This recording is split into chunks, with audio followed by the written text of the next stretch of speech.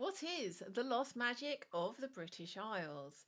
It's our ancestral traditions of healing and wisdom. Listen to me and Kathleen Matthews, shamanic teacher and author, explore all of this and more. Kathleen, a huge welcome to the show. Hi there, Lian. Thank you very much for having me.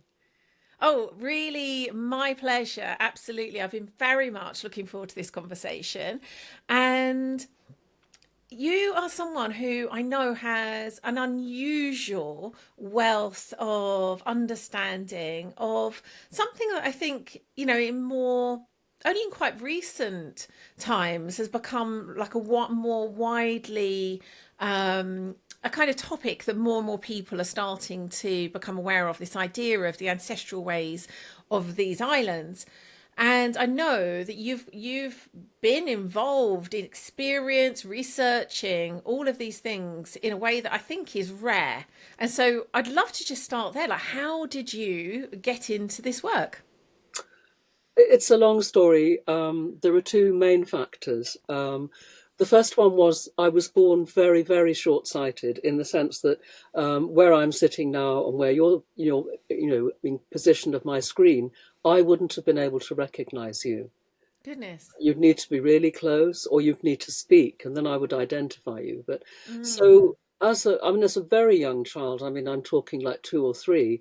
I learnt to sing into spaces in order to work out what was in the room and where it was. Oh, In the wow. same way that the blind person knocks their stick on the doorway to get that Mm. echolocation. And so I was doing echolocation from an early age, but of course it does have its other side to it, which means that yes, you become aware um, in a resonant way of where things are, but you will also become aware of what's not there, if you understand me. So I was actually Mm. becoming. I was already between the worlds as a child, so that I was able to see what was not there resonantly, but not with my eyes, if you understand me. It's all audio for me, or Mm. resonant. So I'm like a bat or a whale in that respect. So that was one aspect, and the other Can I just aspect. ask a question about that? Because Please that, do, that's yeah. just so fascinating. And so, if I understand what you meant there, in short, you were perceiving things that other people weren't able to perceive Yeah, using their eyes. yes. So those things Mm. have always been present for me since I started doing that. And then because I was, so, you know, visually deprived, I spent a lot of time in the dark of my own volition. I mean, I would lie on the ground and my mother had made me a big woolen blanket.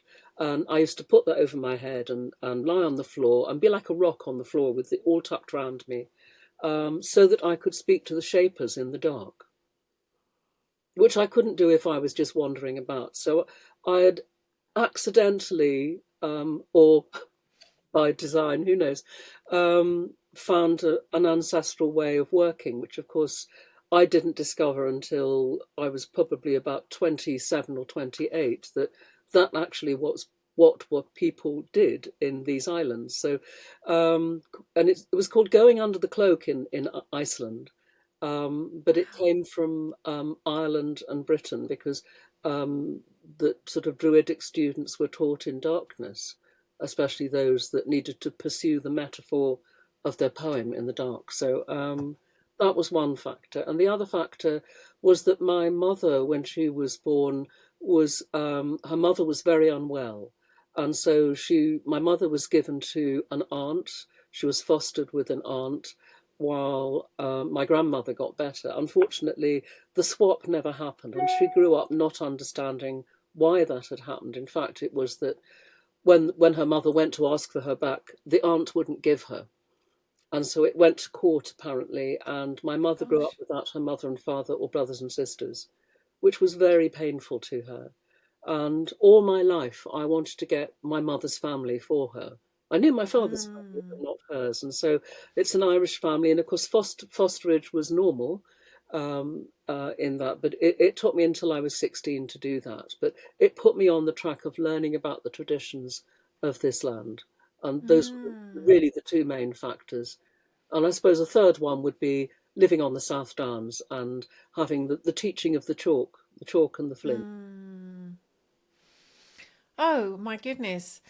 As we were saying before we started recording, I so often notice there's some real profound experiences, or I guess kind of natural traits that we can sort of track back to childhood. But your story is like, I feel just quite taken aback, honestly, about the just pure magic of the experiences you had. And I'd love to know, did how long was it before you really saw that this was your path? As in, Oh, well, did you try other paths first? I didn't. I thought I was going to be an actor. Mm. I mean, against strong parental approval, I sought out various drama schools and got auditioned and got into one without their knowledge, and went straight ahead and had a drama school training. But then I became very, very ill. I was reduced to about 6 stone, so about the weight of a 8 or 9 year old child.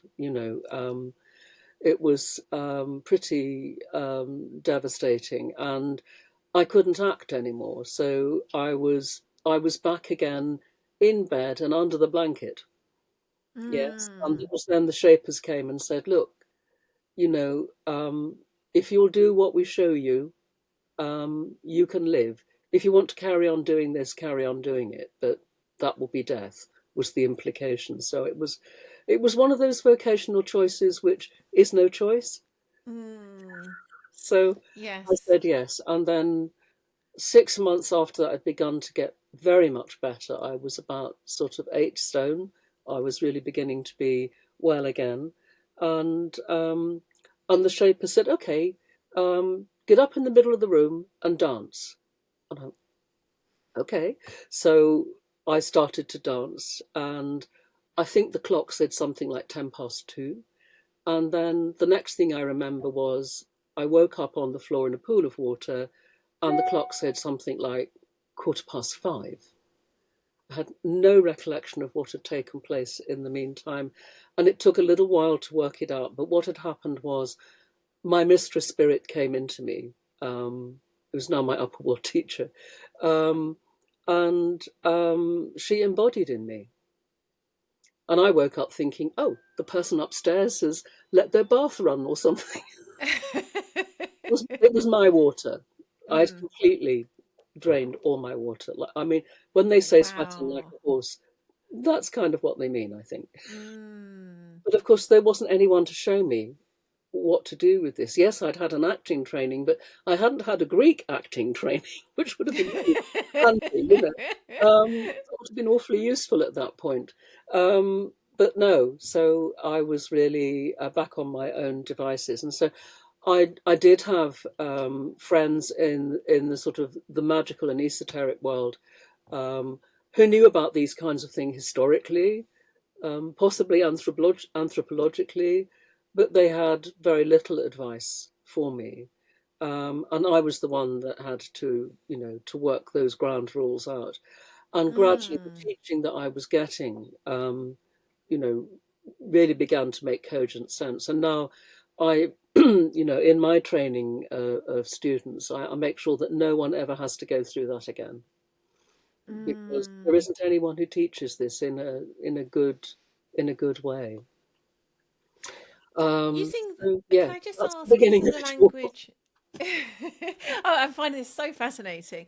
Using the term shamanic sickness, is that what you would call what you experienced there? I mean, I suppose so, but I wouldn't go on about it as being that. I mean, I came to a crisis point where I was heading off in this direction, and the spirits wanted me to go this way. And Mm. what do you do when someone's walking in the wrong direction? Is you grab them. And I was Mm. nearly right. I was along the right lines. But of course, and then of course after this, I began to think back of, well, how was it at drama school? What was actually happening? And then I began to realise that actually what I was doing was not acting; I was embodying the part, and that was Mm. very scary for other actors, because the first part I had at drama school was Aeschylus, I played Clytemnestra. When I was on stage, nobody else wanted to be on stage with me, right? At all, because she was in the I just one got play. chills I, just I, then. I think my Agamemnon was very glad to die off stage, is all I will say. But so I was a loose cannon as an actor, and I would Mm, never have been able to cope with, being in Coronation Street or EastEnders or something like that, mm, because, yes, there are big characters that come into that, and it's not something you actually want to embody.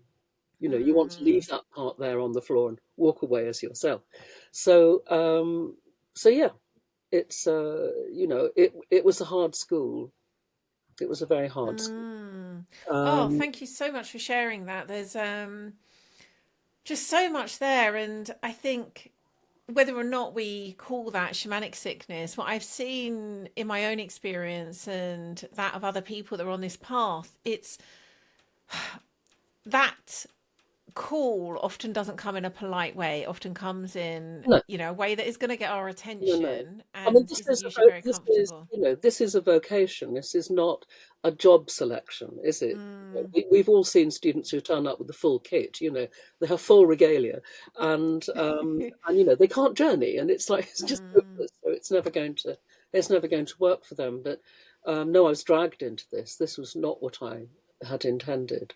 Mm. And I'd begun writing while I was ill because that was all I could do. Yeah. Mm. So I mean, obviously, I've been writing books since the early '80s, um, and onwards. Yes. Through. So, um, but really, the main focus of my work has always been. I mean, as a practitioner, the people who come to see me and consult me come for things of ancestral causation, and things of vocational difficulty, as well as general practice. So, Mm. but of course, that's the same with every practitioner. That I have a friend who has had many very severe operations and has been in danger of death many times. And of course, people go to her who are facing very difficult operations and are in danger of death because she's the Mm. world expert on it. Yes. Um, Yes. so I think that the where we've come through colours, because we have to have human experience as part of this. So the ancestral tendencies, gifts, and bequests that we have from the ancestors are already in us, and those are what are playing out. And the spirits will use that quite shamelessly. Mm. Yes, it's like we'll get you to do what you need to do one way or another, and Exactly. And what go yeah, with the river, not try and go against it. for Which sure. is So it seems as though, from what you've described, at the time there wasn't huge amounts in the way of other teachers' guides that you could look to, human guides at least. Um, Um, not really, no. I mean, I've always widely read. I've never been to university, but I speak several languages, and and have always been used to doing proper research. And this has never been any different for me. mm, So finding more out about the spiritual traditions of the sister islands, as I call them, because we are not the British Isles, which is a term very offensive to many people. So I call them the sister islands because there's a lot of smaller ones as well, just not the two big ones. mm, But yes. those traditions have been really important to me, and they've always been, um, the it's not that I don't do anything else between, because all of our ancestral traditions are sedimentary deep, if we think archaeologically, or like Mm, a huge weaving, a huge cloak which is woven together, and we can't despise any part of it. I mm, think that's always very important, that this is one experience, and that obviously the further we take that out, people in other countries have similar traditions, and but we are all ancestrally linked to each other, and we all belong mm. to the earth. So Yes, those and it's things that in particular, it's that are, link with the earth that I'd love to focus on now, because I think there's this really wonderful, in many ways, real kind of interest happening around shamanism at the moment. And my own teaching, as I mentioned, was Jez Hughes, and I feel very fortunate that it was very focused on this land, although there's a kind of very, very strong links with the indigenous Mexicans, the Wirakuta. It still was all about connecting with this Yeah, land and the spirits of this land, yeah, even if there's kind of, there's certainly benefits we've had with that mm. connection. It still is always coming back to this land.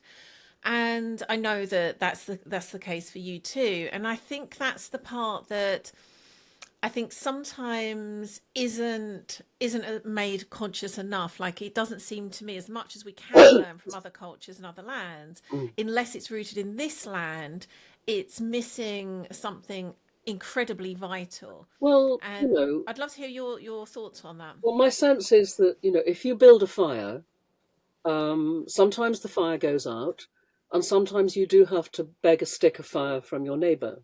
Mm, And so I think a lot of traditions have been reignited by other ones. But you all know about fires. You have to do local wooding. You mm. can't toil off to Mexico for wood every time you build your fire. You've got to go to your local woods, Mm. And I Great think that metaphor. that's really how I would see things. I mean, there are two things here. I mean, in the old days of analog televisions, there was the horizontal and vertical hold. And if you didn't get them right, the picture went either this way or that way. Hmm. And but we both have those things, and people who are, we always have our ancestry, that root that goes back, and the land that we're living on, and that's always the Mm. equation. Yeah. So the people who've come here from other lands, and we've accepted people from all over the world, and have all those traditions here with us, um, that they're always going to be true to their ancestry, and they cannot be disconnected from it. They'll Mm. always be connected to it. They cannot deny that they are the child of their parents, who were children of their parents, and so on.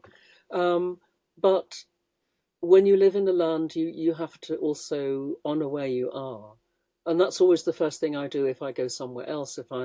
I've taught around the Celtic diaspora of the world, and from Seattle through to Victoria in Australia. Um, but the thing you can't do is you can't ignore where you are. So I Mm. always, if I'm going, say, going to a new country, I will always journey to the spirits of that land and say, I am coming to teach X and Y, whatever the topic is. Um, is there anything that you would like me to focus on? Is there anything you would like me to not do or to stop doing that would be offensive to the spirits of that place? And Mm. I think that for me, that's always made my travel very easy Yes. wherever I go, because the ancestral route's always with me, but I have to work with that as well. So that the being on the land, and I've had some very interesting experiences as a result of that. Um, but also, I want to say about the ancestral traditions of the sister islands is that um, they're not in a vacuum. They're not in the past. They're here now with us. They're Mm. not. Yes, we can look at the past, but we do not want to step into any atavism. And Mm. atavism is that sort of stewing in your own juices, where you're with that kind of the tribal tendencies, which of course we are seeing all over the world, all the flashpoints in the Mm. world. Those are not helpful to us. We want to have a good connection with the ancestral wisdom, um, and, Mm. and that's what we have to connect with. But of course, the ancestry brings us lots of different things. It gives us the shape of our bodies and coloration. It gives us certain vocational tendencies, and we also inherit a whole bunch of stuff, some of which is fantastic, and some of which is not. Um, Mm. and things that sort of pass down the generations, which we do not want to have here. So I think all shamanic work is dealing with the two hands of the what we receive and what we give away. We do not take. So it's the Mm. in and the out always. It's to keep that balance. Is that we always have to be in that good balanced way. which means also having to deal with the ancestral tendencies. Yeah. Mm. I there's so much in. I'm already thinking we might need to do at least another episode because there's like a whole tangent I want to go in, Oh, but I'm yeah. also really wanting I've been doing all this for years, so I mean, we're just breaking the surface here, um, but yes, Coming back to the, it's a huge topic in itself. Those are kind of ancestral traditions. What for you has been I guess the most profound way of you being in that, as you say, is kind of not stuck in the past, it's current. So there is a reclamation, but there's also a kind of being in this now. What for you has been the most profound way of doing that? song. Because Mm, I've been singing since, as I said at the beginning, forever. mm, My voice is always the opener of the worlds, and so mm, that has always been. And when I work with people, I'm singing over them all the time. I'm not singing songs that I know. I'm singing the songs that are coming, and that is always, if someone comes to me with, I've just had a falling out with someone I love dearly. I don't know why this is happening. What is it all about? Um, we can track that back to where a point of origin stands. But I do that through voice, which is mm, my chief diagnostic means of working. Because that, again, I'm walking into the room singing exactly as I was mm, as a child. I'm going to the place where that is still happening, as well as noticing, somatically what's going on. And the level that the level that you always reach first is that one of the land, because the land is in everyone's mm, body, and land shows up. Landscape literally shows up, and some's more obvious than others. But I mean, if you ever have anyone, for example, born in Africa, and they could have been, say, born in Kenya and moved at the age of 2 months to Britain or something. Um, as soon as you lay your hands over somebody's body in their field, Africa just screams out. It's extraordinary. mm. It's like a big spike. Yeah, that really is gold, on the ground. Um, and so you've got the land with them. You've got the land with them, the land that came with their birth, the wind that was blowing when they were born. All of these things are Mm, incredibly important to get. And it's also important for the person I'm working with that they hear that, because I'm mm, awakening to them the landscape of their soul, which they mm. may have forgotten. I find this And that state fascinating. of recollection for them Mm. is also part of the healing. Yes, I really agree. I find this fascinating because although I was primarily taught to do healings using the drum and the rattle, Yeah, I actually barely do. Like you, I use voice almost yeah. entirely, which has just kind of happened and was the way. Would you say that that's something that you've seen is is part of this ancestral tradition more widely of these Oh, islands where the absolutely. I mean, voices? speaking and singing, yes, of course, because I mean, we have the mother of all parliaments. I mean, Iceland, yes, the all things good too. Um, but but we also, I mean, the traditions that we had here were not written down. But I mean, if you Mm, go into Irish, every Irish text that has come to us, which of course has come through oral memory and then into transcription, always follows the same way that it was taught. So it will, all the text will start with kesht, a question. So the question is posed, and then the answer goes ni answer, not hard, and then they give the answer. And that is exactly how it would have been done orally, in the same way that mm, today in shul, Jewish boys learn the Torah. They do it by reciting it, they daven it, they keep going. And the same as, children worldwide learn the Quran. They learn it by heart, mm. and they do it by singing it over. And that's the word for memory, for coin, is singing it over. just the way we chanted our Mm. times table. So there was a basic singing involved with learning, and then of course the whole point of the poet or the bard in this country was this the singing of what needs, let us hear about the battle of whatever. So someone sings it. Um, Mm. Tell us about my noble ancestors, and so they are all sung. So yes, of course, the singing is important. It's always been important, and Mm. that, as you know, journeying is about understanding metaphor in the same way that we understand dreaming. Yes. Mm-hmm. Dreaming of eating your father or something, is not a literal thing. It's a metaphor for something else, Mm. whatever it is that that you're dreaming, and being able to understand the metaphor, which is why everyone who did this work had a poetic training, and Mm. the what we would regard as the skills, the shamanic skills that went with that, came in the latter part of the training. Mm. Poetry first, 9 years of being in the dark, learning poetry, learning how to compose it, Mm. learning how to do that so spontaneously that, there it was. But then 3 whole years of learning how to answer questions that cannot be answered, of Mm. how you journey into the other world to find the answers, um, of being able to touch, or be near something, and automatically through that process be able to invoke what it is or what it's about.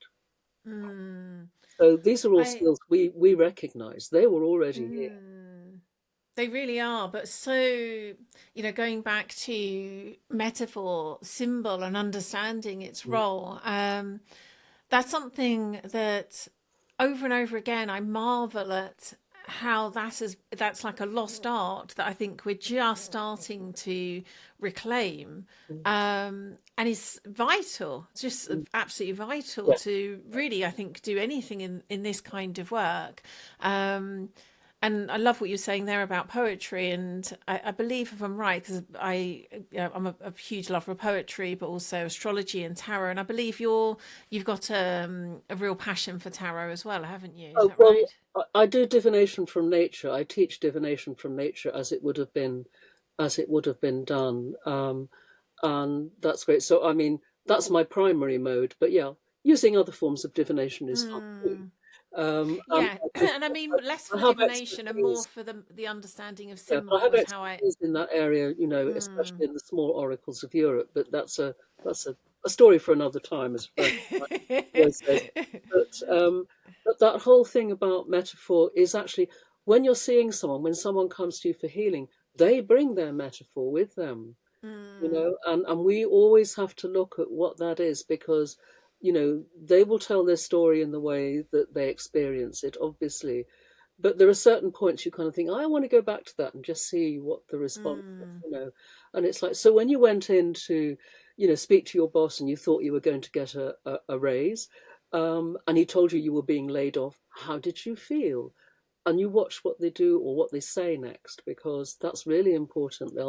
People might sort of say, I felt stabbed in the back.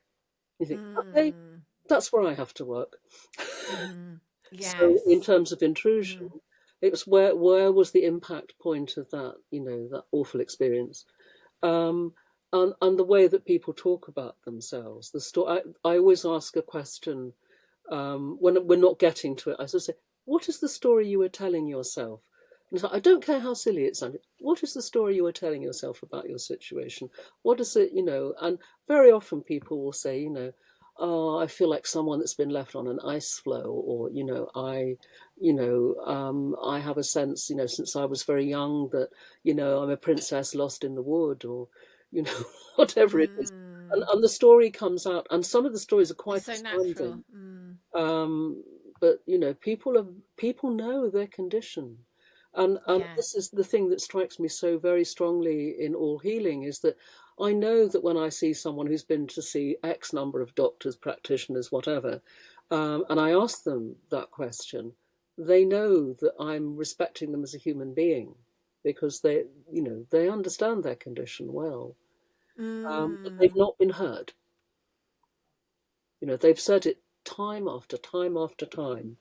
And all they're interested in is, the other, the physical symptoms, not the other thing. Mm.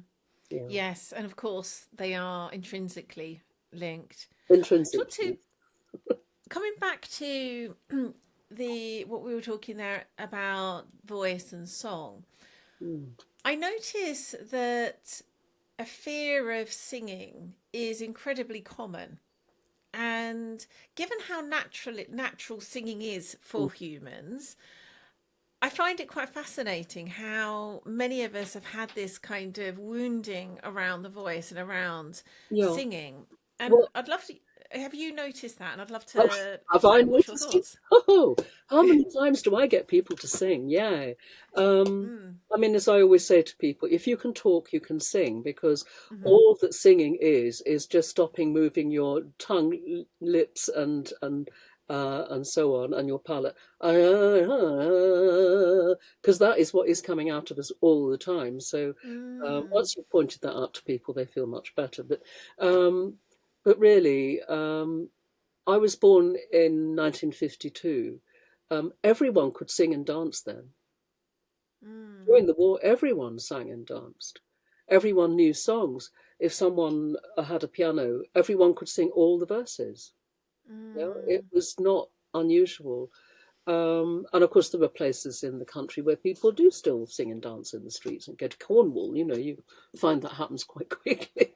I suspect that the disruption of the war and the post-war era, which were of course rationing and all the rest, were much worse than they were during the war, and the displacement of people and so on, and that sort of breaking up of community where people were rehoused, and that's exactly the same time when people started to only die in hospitals rather than mm. in the home. So there are a lot of other difficulties that we have about other things, because people still, you know, in Ireland, still people, when they die at home, if they're brought back to home and they're waked properly. But when people die in hospital, it's happening in another zone. So Yeah. we have other Mm, problems there. But the singing and the dancing were always here. And all our folk customs that are still happening in the street all over the country.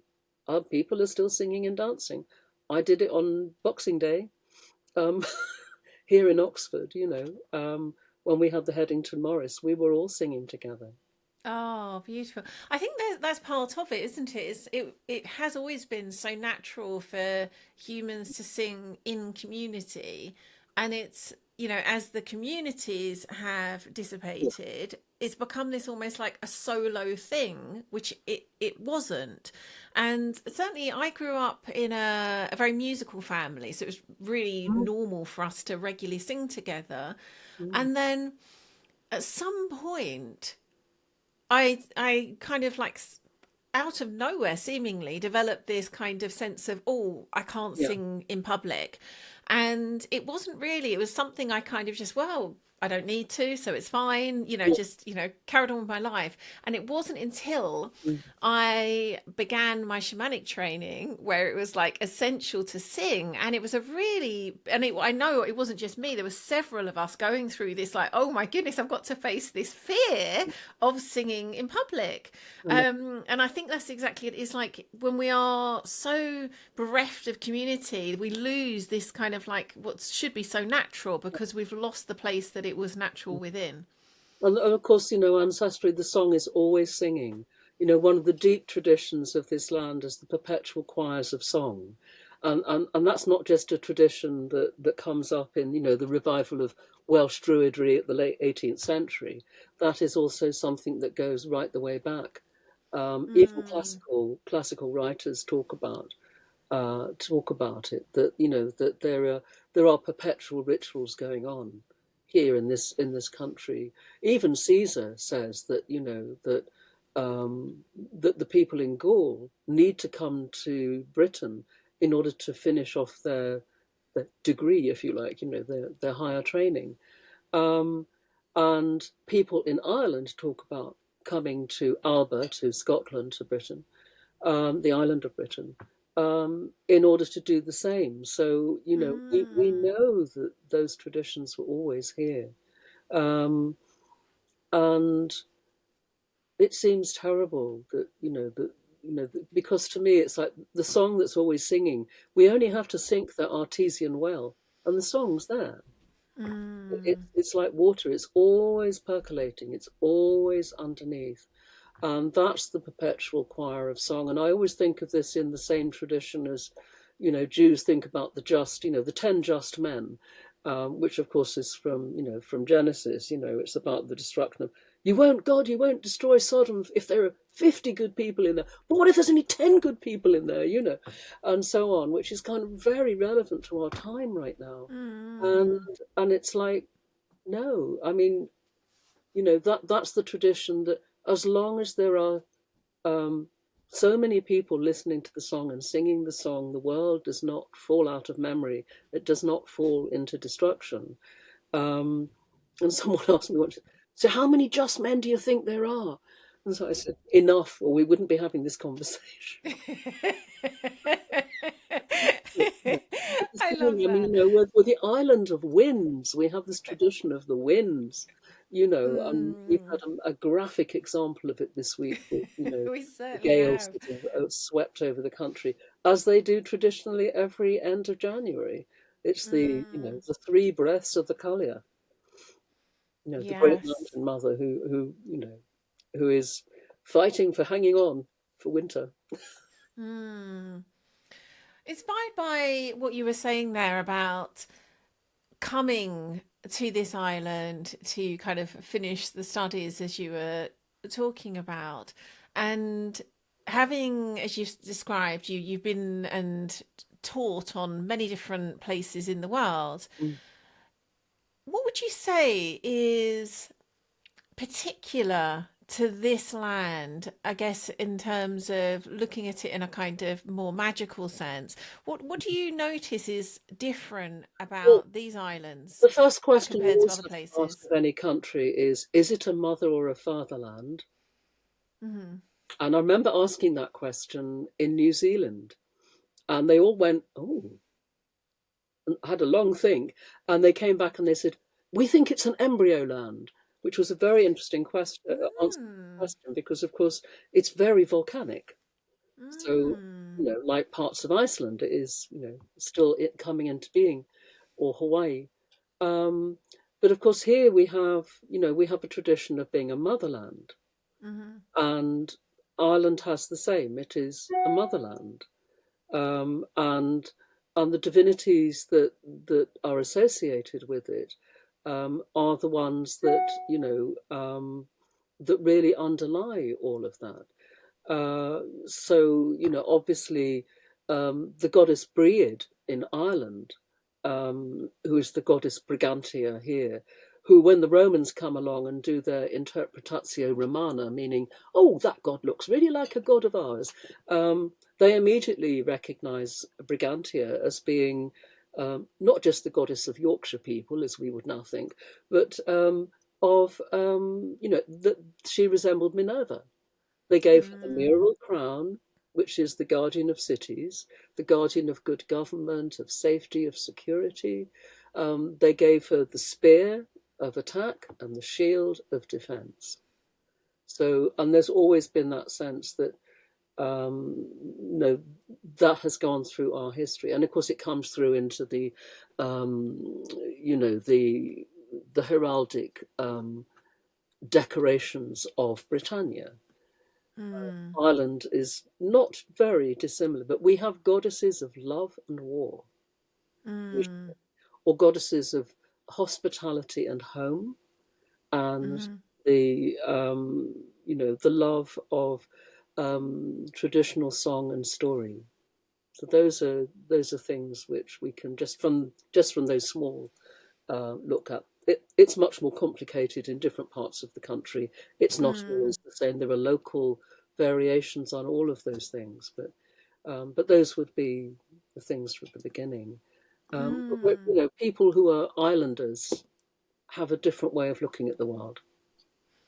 Yes, that's a really, I think when you have been born and raised on an island, it's hard to imagine otherwise, but that makes complete sense. Yeah. Mm. But I mean, if you're a Dutch person, you have a great strong understanding of water. Mm. Because most of your land has been reclaimed from it and is threatening it all the time. I was just saying to someone the other day, we need lots more Dutch people here to help us with the floods, because they came in the Mm. 17th century and helped us then, and dug all the ditches across, or redug the ditches and the dikes and the Rhines in the levels, the Somerset levels. We need them again now. So I think every country has its own distinct, peculiar, individual qualities, and you will always notice them. Mm. I love that. I think there's aspects like that that you've mentioned. Is it a motherland or a fatherland? The fact there's, defining features of the land itself, like being an island, that are so easily missed because we're so used again to, I guess, looking at the literal, but not in a metaphorical way or not in a symbolic way. And I love that so much. So we're this has flown by. We're almost up on time, Oh, and I do think we it's a long time. Yes. we certainly have got another episode inside us. So Yeah. um, for the moment, what would you suggest would be if someone's listening to this and they are one way or another kind of called onto that path, Yeah. already potentially quite deep onto this path of being a healer or a practitioner in some way, but are recognizing there's more they can do to reconnect to the ancestral traditions. What would you suggest would be that kind of like best way for them to take a step in that direction? Well, wherever you live, contact the spirits of the land. The healthy ones. There's a lot of unhealthy places around as well Mm. that need a lot of work. Um, Speak to the ancestors of your own lineage. Doesn't matter if you don't know who they are. And we're not just talking about your granny, we're talking like a long way back or further back. But there will be people in your line. If you have this tendency to want to heal, there will be others who have been healers. Mm. There will be those that have the skill of laying on of hands, or the skill of the charm, as you have in Ireland, where there's a particular formula or words or actions that stop blood flowing, for example. Those are all folk charm traditions, are still in Ireland. Um, there'll be people in your line who can help you, and it's not just that those ancestors live in the past. We think of them as standing behind us now, as with us now. And whatever we're going through, whatever it is we're trying to do, those can stand behind us and be with Mm. us. And sometimes that's like leaning back into an armchair and thinking, hey, what's that about? And you'll say, well, I'll show you this. So, follow. If you're shown something, don't just think, oh, that's kind of interesting in a journey or meditation. For goodness sake, go back to it. Mm. Don't just sort of, Yes. look at it like someone passing a shop window. Go into the shop, for goodness sake. Look, go through and beyond that image, because if you're shown a particular object or a scenario, go through it, because the window is just a window. There's more beyond. And the more we go in, the more we go back, the more we return to that. If it was inspiring to us the first time, there's more inspiration inside. There's more teaching Yes. inside. And I think it's that people expect now to get things very quickly. Mm. And these ways are ones that do not come quickly. They are ones that are continual visiting, continual colloquy, continual practice. Those are the things that make us good practitioners. Um, Doing a few courses is great, but as I said to someone a few years ago, they said, "So you've got all these courses; they all kind of roll out." So how long before I'm a shaman? So I said, "Well, maybe 9 years." Actually, her Mm. face fell, and it was like, "Well, I'm being very conservative here. 9 Mm. years is not a long time, Yes. is it? So agree. Uh, Mm. but I mean, our ancestors in these islands thought 12 years 20 years was standard. Mm. So Yes, there is. I think that continual, just slowing continual, down. more Yeah. practice, more practice. Mm. Always. That's Oh, what brings us there. And I know yeah. that's hard to hear because, going and finding a new thing and a new tradition and look, oh, these people in this country do things like this. Well, yeah, I'm sure they do, and it's very good, and they've had generations of people who helped them do it. We also Mm. have those two. Yes, I loved your fire analogy. I think that it speaks so well to when it is useful to benefit from teachings from other lands, but Yeah, ultimately we can only build and tend and feed our own fire here on this land. exactly. Mm. And also find out how your ancestors, like it living here. Yes. Yeah. It, what do they think about that? I mean, what do they have to offer? How do certain things? Because sometimes things, as you know, it's like certain sort of crossroads and pathways intersect, like marching bands. Wonderful thing they do. Mm. Um, and suddenly you've got a whole bunch of other stuff where those traditions meet. Something else happens. Uh, Yes. and we've always been enriched as islanders by people coming here and bringing different things. And we've gone elsewhere and taken things, not just Mm. colonialism, but I mean other skills and things too. Um, you know, like the whole of Patagonia speaking Welsh. You know, Mm. yes, and Spanish. Um, but there's lots of enrichment that goes on all the time, and that enrichment is lying all around us. It's not hard to find. Mm.